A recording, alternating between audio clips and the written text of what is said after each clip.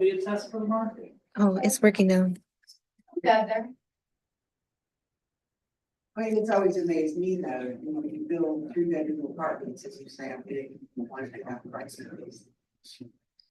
And you know that if you have a 3-bedroom apartment, you're probably getting at least 2 cars, and you got one not. It should be working now. So, market will simply be developers. Right. So typically, actually, was the market, it's typically the guy who's giving the money. Right. Because ultimately, as I say, Bank of America doesn't want to take over something that doesn't have the party in their operator. So. So that bill, 6 of the 8, we come ask for a variance for a certain parking lot. No. You still would say it's not, the hardship isn't not. Yeah. And,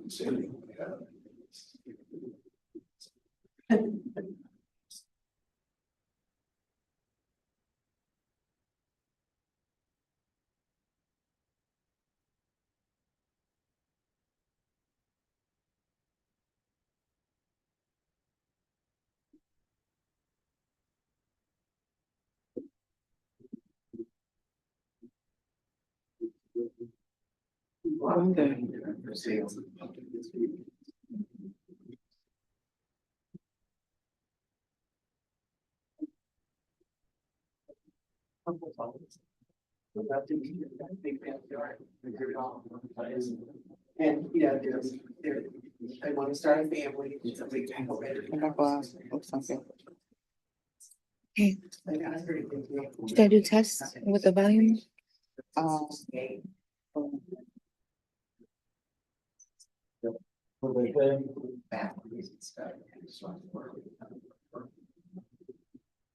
So I'm happy. If I was off again, make sure we hit record again. Remind me, Record it. It was say. Go ahead, what are we saying? 2 or 3 that had houses. Remind you what? How much? I don't know what I was saying. Oh, there's. I think we're good. Okay.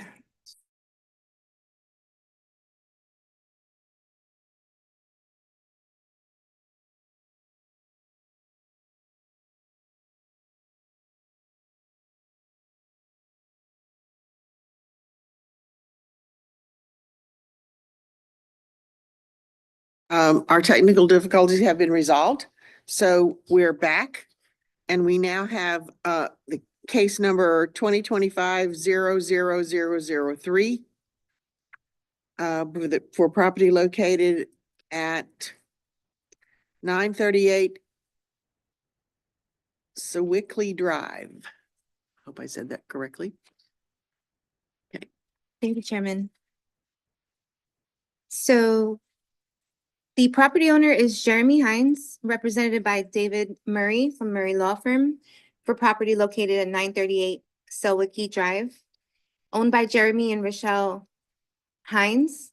The variance request from setbacks for N1B zoning in Article 4.3, Table 4-2 of the UDO to reduce the rear setback from the required 35 feet to 17 feet, an 18-foot reduction. Here is the vicinity map.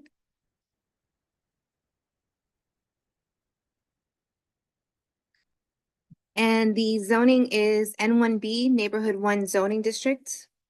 This is the lot here.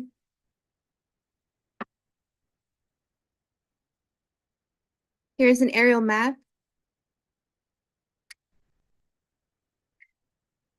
And a close-up of the site. It is a corner lot. Here's a street view of the property. The variance request is to reduce the rear setback from the required 35 feet to 17 foot, an 18-foot reduction.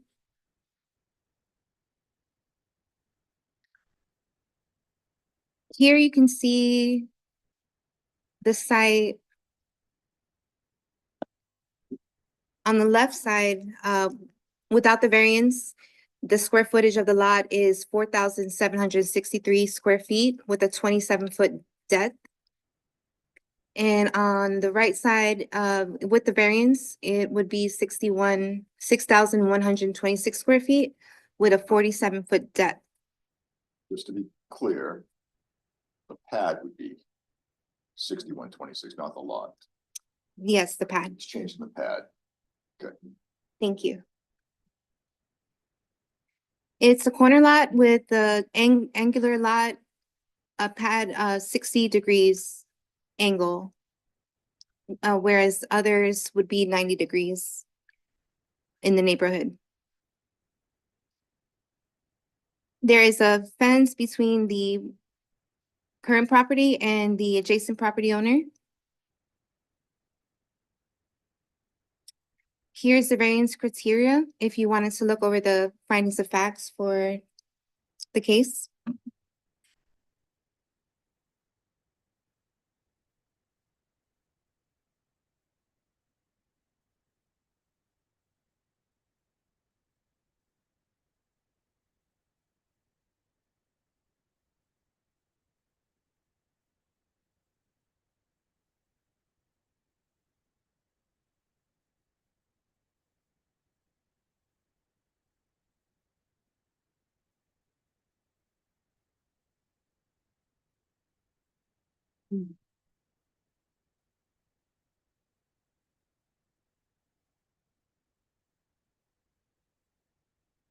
Okay, you can continue, Crystal.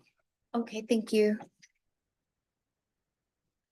So unnecessary hardship would result from the strict application of the regulation because of the lack of depth of the property and the shape of the lot, which creates a small triangular development envelope.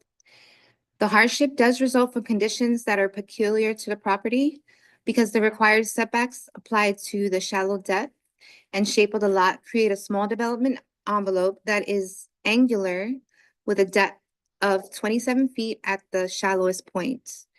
The lot is a corner lot where the street corner is at a 60-degree angle rather than the 90-degree intersection elsewhere in the neighborhood. This results in angular lot lines and a wedge-shaped development envelope. The hardship did not result from actions taken by the applicant or property owner. The lot is an existing legally conforming lot that was not created by the property owner. The hardship results from the lot shape and size. The requested variances are consistent with the spirit, purpose, and intent of the regulation, such as the public safety is secured and substantial justice is achieved. There are lots on either side of the property. And the existing homes on these lots are close to the rear property lines.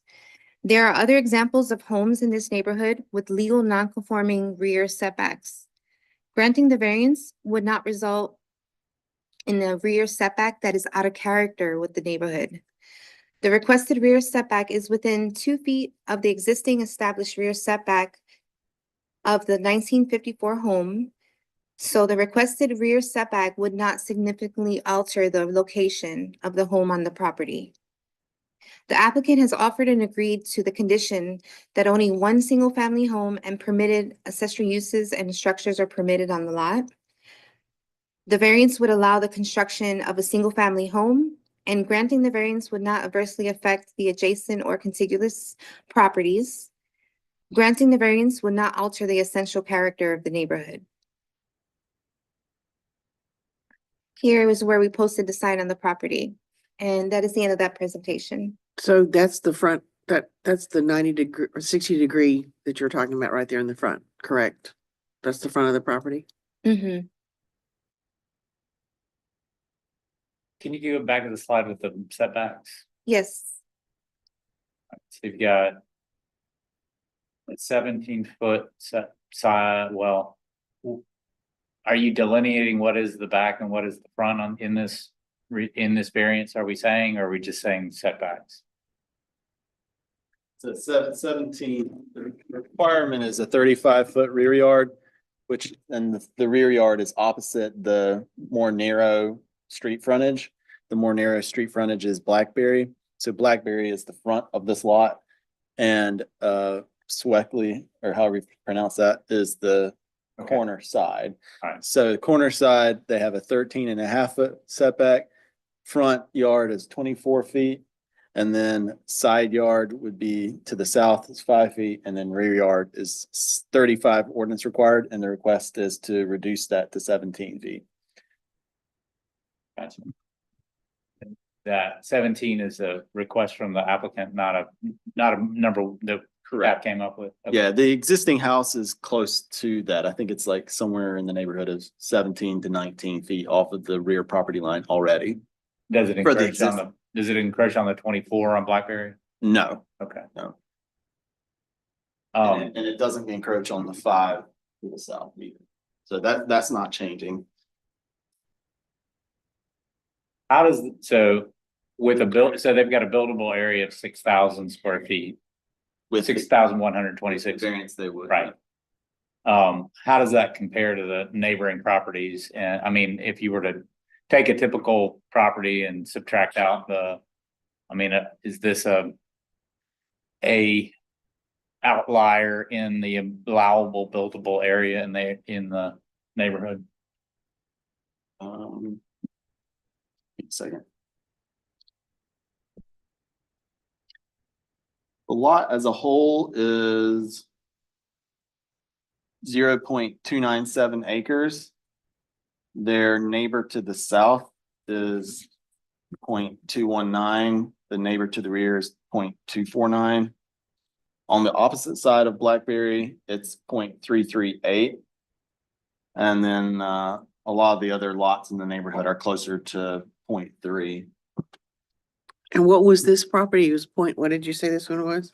It's 0.297. 0.29, okay. So it's more about the shape of the lot itself and the fact that the way the angular intersection of Blackberry and Sweckley pinches the front of the site such that the side and rear kind of taper down into a pie shape. It's really about getting that extra depth on that southern side of the property from 27 feet to 47 feet. But in order to get that extra depth, they need to reduce their rear yard. They're just moving, just one line is being moved. Correct. And this house is coming down and is being replaced. That's right. And if we had that existing house, the one that's there now, sitting as an overlay on this, we would be over that line by about 2 feet, is that correct?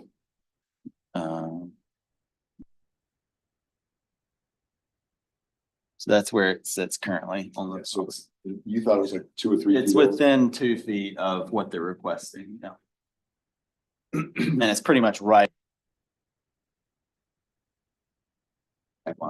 On that south Yeah, side, it's the left side though that we're talking about. yeah, right here. And so that corner is over the new line right now, correct? I don't know if it's over or if it's under, but it's over the required rear It's over yard. today's. Yeah, today's- yeah.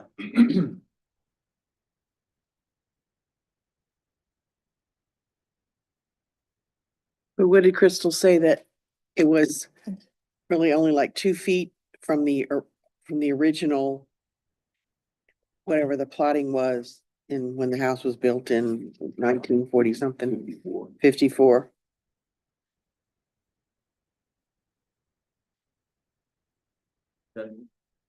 Yeah, apparently it is 17 feet.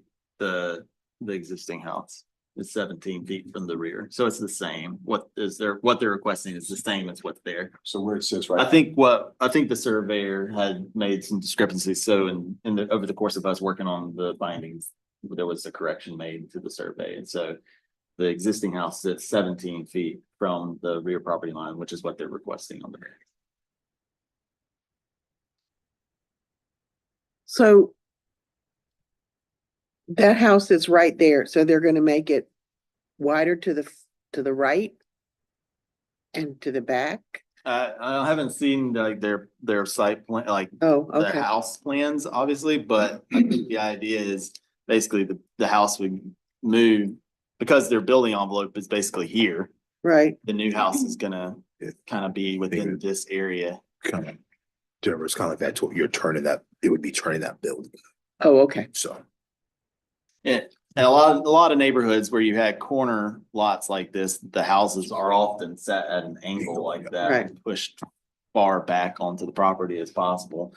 So, there are other situations in Charlotte as a whole where you have lot configurations like this. The difference is most of those are on 90-degree intersections, whereas this is at a weird angle that pinches that corner Mhm. down to where the front to back is more narrow there. Well, I would assume it's just a difference in the way that they built back then and we build now. Now we would, even though it was a funny shaped lot, we would more center the house more toward the middle as opposed, I guess they want to give them a big front yard and no backyards. And now people want backyards and no front yards. Oh, okay. Any other questions for staff? Is there anyone here in opposition, Crystal? No, there isn't. Okay. Crystal, do you have an aerial of the house to the south, to the west rather? Oh, That's good. The street, if you go to there's a street view that shows the fence between that neighbor and the property. That one, so Oh, yeah. Oh, yeah. that street view shows the relationship between the picture on the left, on the right-hand side is the relationship to the neighbor to their south side. You can't really see the neighbor to the west because of the trees. You can kind of see the roof on the top of that right-hand picture. Yeah, right there. And then, but the street view on the left-hand side is looking from Sweckley into the backyard of the subject property. So you can see the adjacent brick house. So to the it's, west. So they're gonna move the house this way, correct? well, staff's understanding is that that house is gonna get spun 90 degrees clockwise. The new house. Is that correct? Mhm. That's correct. So it would face Blackberry Circle. More or less. So I guess I want to, since we haven't seen plans, but in Yeah. theory, that's the way it was gonna be. And I would just add to the board, at this point, the future plans for the configuration of the house are not before you. That's not what you're here to determine. It's the variance request of adjusting that one line in the setback. So I would caution you to get outside of what the requested variance is. Well, the issue is, I think it's important to understand how the neighbor to the west is affected. If he or she is not here in opposition, then I guess that's good. So think of it as the one on the right, the rear yard being 17 feet. So in theory, again, they've got a corner lot so they can face it however they want. But what would happen is you would know the neighbor to the west would be the rear yard to the property, to that building, to that structure. Correct. The wall of the proposed house would not be any closer to than the house is currently, basically. And they will still be subject to the maximum coverage, like, so they wouldn't be able to build out 6,000 square feet because there's only, right, this is the buildable area, this is the parameters in which they can build, so there'll still be a limit to the number of square feet that they can put correct. down, so. All your other ordinance requirements would still be applicable. It's just telling you, John's and Chris were telling you that you have this is the maximum that their building footprint can be, but the reality is we know you can't put that all completely full. So we would be approving something that give them a little bit more latitude than, they're getting a big bonus because that's 17 feet grows out to like a whole lot more Yeah. when you go to 60, but it's just gives them options on what they can do on the property. It doesn't necessarily mean that they are allowed to build a bigger house. Like the same size limitations exist for them as exists for everybody within their zoning area and district and everything like that. What is N1B's BUA? Is it 30%? N1B's, what? BUA, BUA? buildable area. Hang on, I'm looking into that right now. Mm-hmm. So the lot is 12,937 square feet. N1B is a maximum building coverage of 50%. 50? Yep. For a lot that's over 10,000 square feet. So. I mean, their building area could be half of 12,937. 6,000 feet.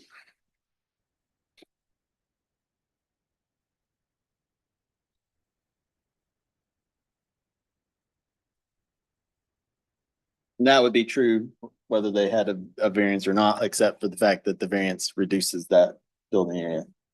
But without the variance, well, actually, I guess it does make a difference because without the variance, there would be limited to a maximum building area of 4,763 feet. Whereas if they got the variance, then they could do what N1B would allow for a lot their size, which is over 6,000 square feet. The big problem I'm having with this presentation is you're not giving me any dimensions on the pad. You're giving me setbacks and I can't, this is just really hard for me to understand. For example, the 13.5 you show on the top there is the setback, but how wide is that envelope? How wide is that pad? I mean, think we have that in the findings, the dimensions. The lot is approximately 132 feet. Number 6. In number 6, yeah. Lot is approximately 132 feet deep front to back at the deepest point. So that would be, this answer pointer doesn't work. That would be basically from the widest point there out to the rear property line. With the minimum front and rear setbacks, that leaves basically 73 feet of depth at the deepest point. And it's 89.85 feet at the shallowest point. And then, so in other words, doing that math, it's about 27 feet deep, which is where that comes from. And then 27 at the bottom, 73 at the top. yeah. And then with the variance, at the deepest point, the building envelope would be 91 feet wide or deep and 47 feet at the shallowest. So I guess that what's getting me is like,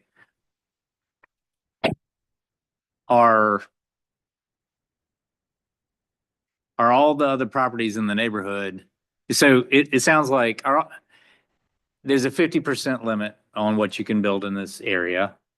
And the setbacks on this property reduce that to below that 50%. We're at 12,000 square feet and their buildable area is only 47. Yeah, but you can put garages and all Yeah. kinds of stuff in the setbacks. So I think we don't want to get caught up on like because the reality is that 50% would be the same thing for, it's your lot size. So for example, if I have a 4,000 square foot lot, I'm still getting that 50%. It's not, don't think of it as what they're requesting. It's yes, they're getting that setback because again, we have this odd shaped lot and that's what we're getting in that 17, where they're asking that from that 35. Because for example, if the property owner didn't want to come in, he would have this lot, he would still get his 50% based on what he's there. It would just be, now it becomes, do I start putting accessory structures such as detached garage, things like that? Yeah, so yeah, without the variance, they could do a 4,763 square foot house and then have another 2,000 square feet of garage, accessory dwelling unit, that sort of thing. And we do have the applicant and their agent here if you all have questions. Accessory structures, that could be a condition. Okay. So staff supports this primarily because it's a corner lot and that 60 degree has thrown this whole thing off. Yeah. Correct? Yes. Yeah. And And the existing house again is already encroaching. And go back to the area of the neighborhood. And when you start looking at the whole neighborhood at the beginning, the one you had with. Keep going. Yeah, so go to that one right there. And you see where, because like if you start looking through here, you've got so there's some other odd shaped lots. Now, obviously, the lots that have squares, they're probably fine because hey, they wouldn't need to because I only have one setback. When you're on these corner lots and when you had back in the day, you got these odd shaped lots because how they did, like as you know, Kevin, today, developers trying to do a perfect square, because again, I want, I'm sticking in the middle. I've got my setback and then I've got my room. Either you have a front yard or a backyard, just depending upon, you know, what their market You plan. kind of read my mind. If this was a non-platted, this is a brand new neighborhood. And it had this lot right here, we would have 35-foot setback. Yeah, no, yeah, it wouldn't be, and the odds are, if it was today, no one would create that lot the way they shape it in today's marketing. Because again, developers are trying to, you want to lay it out in the most efficient way. Yeah, well, it amazes me when we look at these things, how developers, when you do these big plat outs like this, how they decided to do the lots anyway. I mean, it looks like a drunk sailor did, well, I want this lot here, because one is so wide and narrow, and it's just crazy how they did the lots. Well, in 1954, you're thinking. Yeah. I was gonna say 1954, that was the way, you know, Somebody had a 15-acre farmhouse lot and they cut it up into a bunch of separate lots. And they He cut just that- drew, totally set. puzzle together here. But okay, back to the issue. So they're asking for this requirement because they're already, you're saying that even if we do this reduction, they're not going to be any closer to the rear property line than they are right now. Correct. So that's probably why the neighbors are not. Yeah, I'm okay with this. I mean, I don't see that a reason for us to deny it. It's not a hardship because the person who bought the property, it's because of the craziness of the lot size and the way the house was built the first time. I'd make a motion to approve. second. Really quickly, there is a condition, Yes, and we're it's gonna look at stated that. on, Number 16. yes, so if my recommendation would be to make a motion of approving with conditions. Right. Because he's offered to, only a single family home permitted and permitted accessory uses and structures are permitted on the lot. And I guess the bigger they make the house, the smaller the accessory pieces can be. I don't see how restrictive, I don't understand why that matters at all. It doesn't restrict this lot at all. Well, They can just sit, they can still put ADUs on, they can put detached garage, there's no. right, but it 16 does, Doesn't do anything. well, it does say it's single family home, so that do a duplex. So, yeah, what, it can't be a duplex. that's correct. That's what I would So say, that's that the they're question. guaranteeing It's not that. about the Not about duplexes, yes. Yeah, it's about the And duplex. another reason why we specify single family home with permitted accessory structures is because we don't want our folks in the permitting office to think that if we just said to only allow a single family home, we don't want the folks in the permitting office to exclude the property owner from being able to get like a permit for a storage shed or something like Yeah, that. understood. All right, so I'll make a motion again. I make a motion to approve with the With conditions. This is a single family home with permitted accessory uses and structures. Okay. So, Mr. Shea has made a motion to approve with conditions. Do I hear a second? Ms. Sun, thank you. Okay, Mr. Williamson, Williamson, yes. Mr. Shea, Shay, yes. Mr. Court, Court, no. no. Ms. Sun Yes. and Dryden, yes.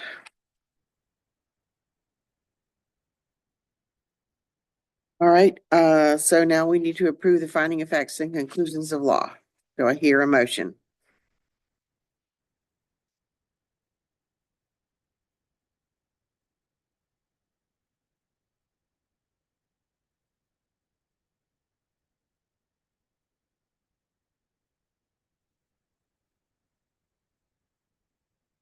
Make a motion to approve.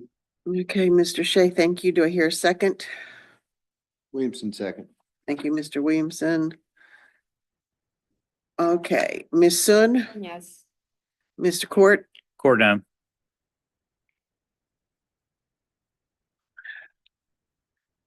Mr. Shea, Shay, yes. Mr. Williamson, Williamson, yes. and Dryden, yes. Thank you very much. You are approved.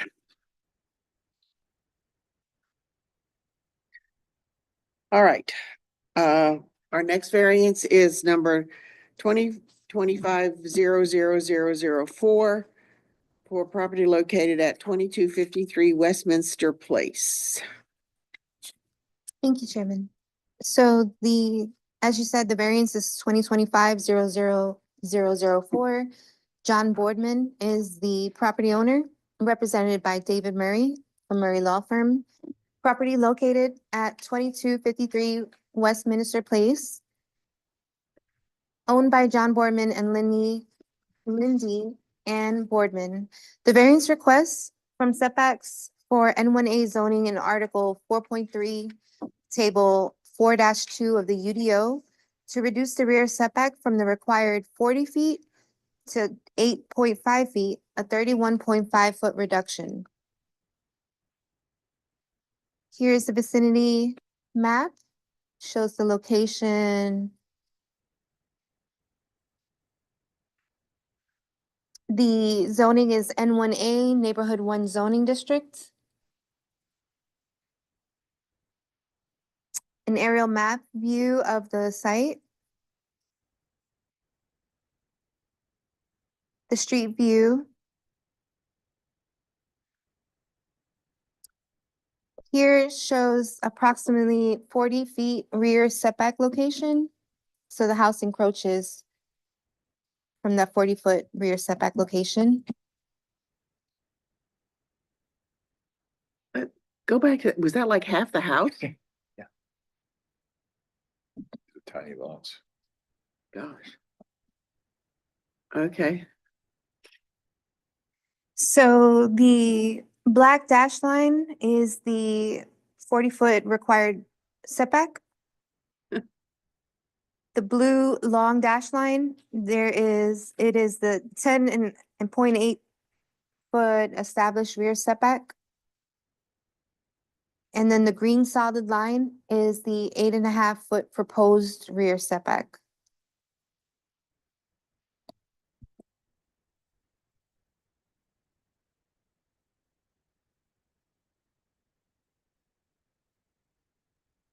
So here shows 23 square foot area is the only portion of the lot to the rear of the home within the required setback. The proposed addition with 2.5 feet encroachment doesn't extend closer to the rear than the existing footprint encroachment. And that's 101 square feet. And here is the proposed addition not extending closer to the rear than the existing footprint encroachment. And the proposed addition with 2 feet right here, this 7 square feet, encroachment closer to the rear than the existing footprint encroachment.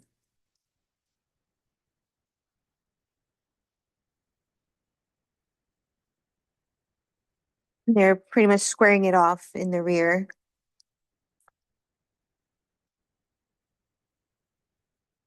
The variance request is to reduce the rear setback from the required 40 feet to 8.5 feet, a 31.5 foot reduction. And here is the variance criteria if you want to look over the findings of facts.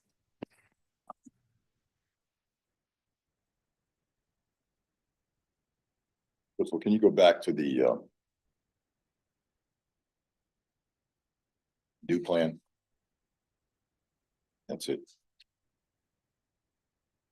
So the gray area is the are the additions? proposed new? Correct.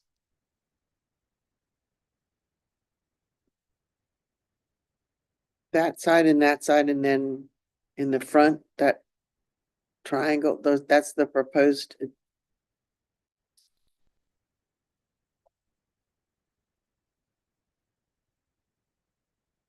They want to square off the back. So that's too bad, what, 2 rooms?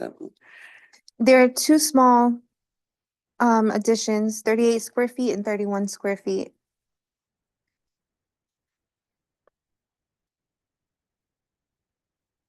So Like roughly the size of the closet. Okay, what about at the bottom there, where the gray line is, they're not asking for anything there? It wouldn't, so it does encroach a little bit into that rear here, Right? just that one little corner there. Again, it doesn't extend past what's already encroaching, so Okay, we're comfortable with that. Steps are allowed to encroach, so you can ignore the steps even though they're shaded. So really, it's just this new heated area that's being added, that little encroachment there, and then the heated area here to square off the back that's being added that we're talking about.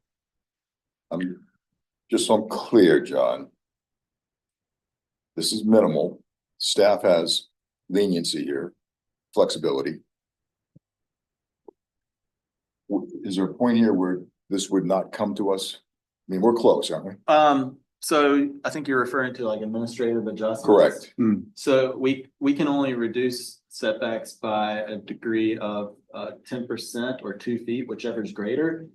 Because this is already extending well beyond our degree of flexibility for administrative adjustment, that's why it's come before you guys. So the fact. Yeah, if we were just like, if we were just talking about this down here, then we could reduce that for like, and we said the house was, you know, if that didn't already encroach this, the house was at the rear setback line and they were doing this little encroachment, we could reduce that rear Yes. setback by 10%. So the fact that this is existing doesn't matter to you. The fact that now they're doing something, it brings the whole thing into play. That's correct. Okay. And if they tore the house down, do they have to come back and get another variance for the? Yeah, so there's I don't know if you covered the conditions yet, but we Okay. do have a condition that talks Yeah, about, you know, what there's a happens. You know, basically this variance is only for. Only for the addition, okay.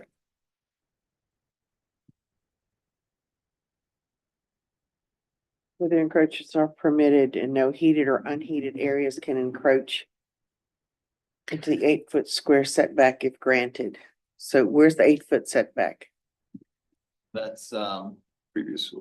yeah, it's on, shown on the previous Oh, slide. okay. Basically, it's this new. So they can't put anything in there, no heated or unheated area, so they can't build anything else back there. What is the double, is there like a parking pad back there that there's curvy lines going Go on, back here. all these I directions? think Yeah. that's Maybe a retaining wall patio space. Oh, okay. There's not any parking back there or driveway. Their parking pad is a little gravel area in front of this area here. Is there an alley back there? This doesn't reach Sharon, right? This is backing up to another house. Correct, yeah, they back up to another house that fronts on Sharon.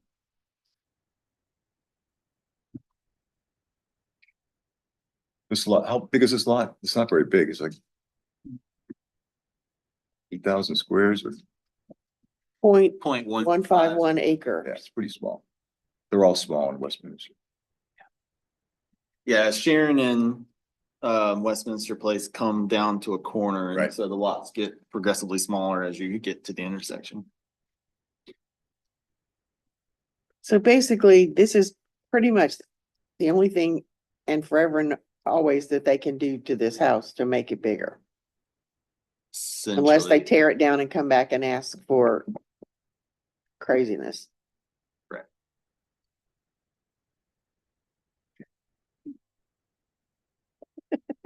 I'm sorry, that was rude. I apologize. Well, but to move the dotted gray line, if they wanted to rebuild, that would be a major change of the setbacks.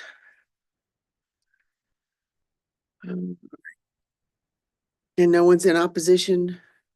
Okay. Any other questions or comments? I think Crystal still has to run through. Oh, okay, go Crystal, I'm sorry. That's fine, thank you. Unnecessary hardships does not result from the strict application of ordinance because of the angular rear lot line and the placement of the existing home on the lot are such that the existing non-conforming home encroaches into the rear yard. Only a 23 square foot triangular area to the rear of the existing home is within the required setback. No functional heated additions to the rear are possible without a variance. The hardship results from conditions that are peculiar to the property because of the depth of the lot, the placement of the existing home restrict the building envelope.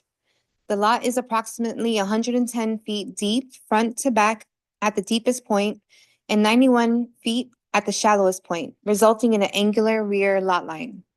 Due to the placement of the existing home, no functional heated additions to the rear are possible without a variance.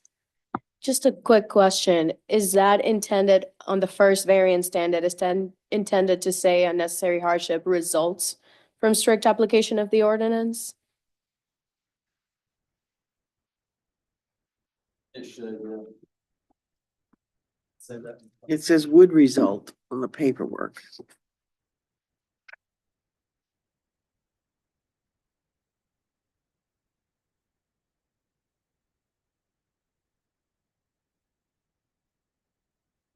Yeah, and then in number 8, it says hardship results, should say from, it says in, but results from strict application of the ordinance. So it's correct when you paper copy, it's just wrong. So what does number 8 need to say? It just needs to change into from in number 8. Oh, again, into from. And the okay. PowerPoint. And on the PowerPoint, the presentation, it should say unnecessary hardship, results from. From, okay. Thank you. The hardship does result from actions taken by the applicant. The applicant is proposing to renovate the entire home and add several additions. I should say does not result from actions. Thank you. The hardship does not result from actions taken by the applicant. The applicant is proposing to renovate the entire home and add several additions. However, the existing home is legally non-conforming, encroaching into the rear setback. No functional additions to the rear of the home are possible without a variance due to the placement of the home and the angular rear lot line.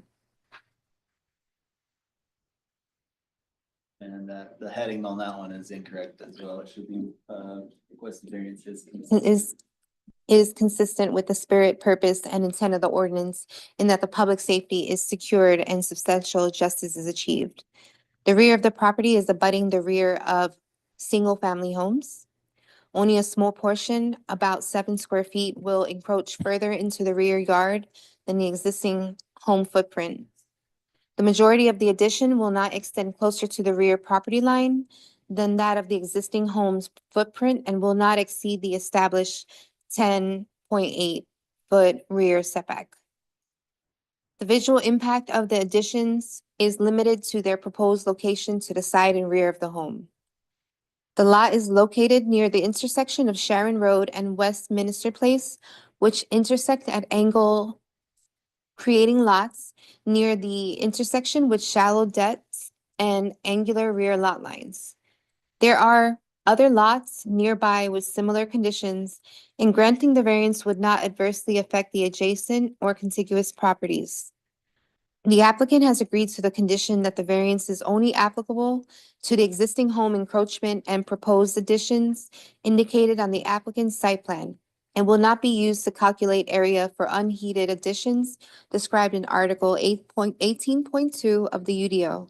So no heated or unheated areas can encroach into the 8.5-foot rear setback if granted. Granting the variance would not alter the essential character of the neighborhood, since the existing home footprint will remain. Of a typographical correction to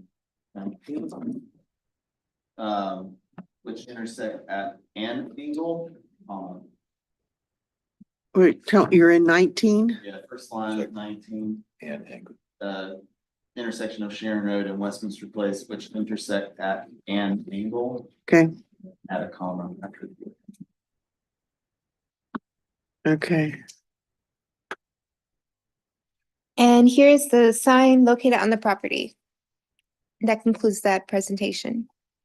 If you have any questions.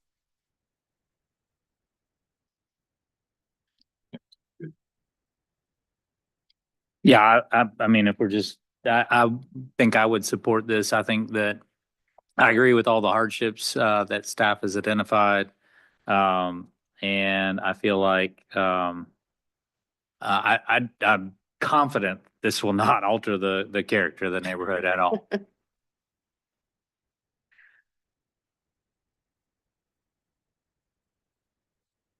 Make a motion to approve with the with conditions. the conditions. Okay, so Mr. Shea votes to approve with conditions. Do I hear a second? Williamson second.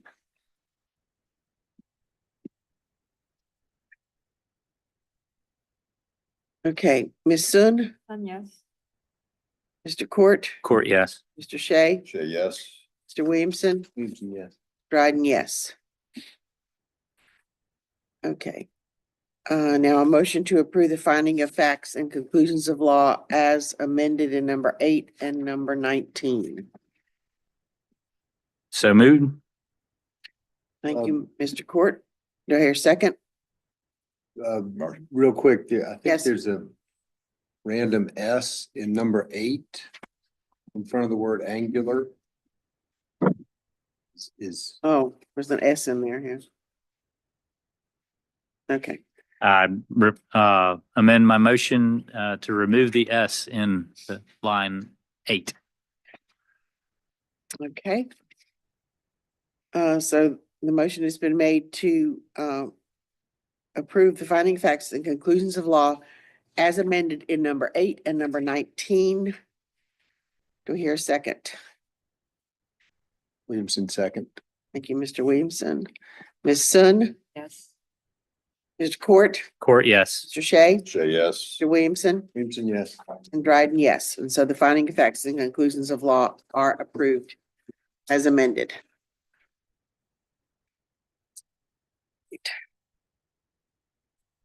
Thank you very much.